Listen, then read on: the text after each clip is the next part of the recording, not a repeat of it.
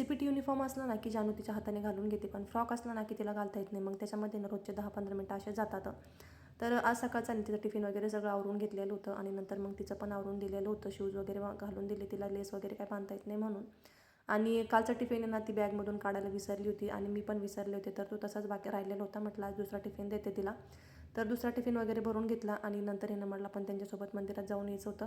तांब्या आहे ना खूपच खराब झालेला होता. त्याला आहे ना पाण्याचे डाग पडले ना की लगेच तो काळा पडतो. त्याला आहे ना असं 2-3 दिवसाला घासूनच घ्यावं लागतं.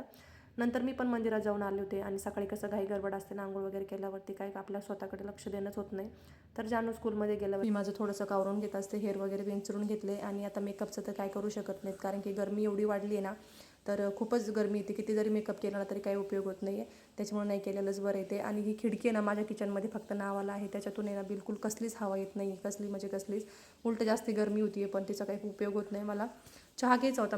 माझा गुळ आहे ना संपलेला होता, मग इथे ना पटकन झेप्टोवरून मागवून घेतलेला होता.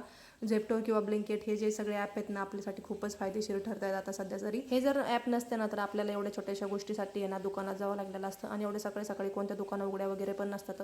ते शॉप सगळ्या उघडूस तर आपल्याला तसंच वेट करत बसावं लागतं आणि ह्याच्यावर कशी एक जरी वस्तू ऑर्डर केली ना तरी पण ती आपल्या घरी येऊन जाते. चला आता व्हिडिओ इथेच एंड करते. बाय.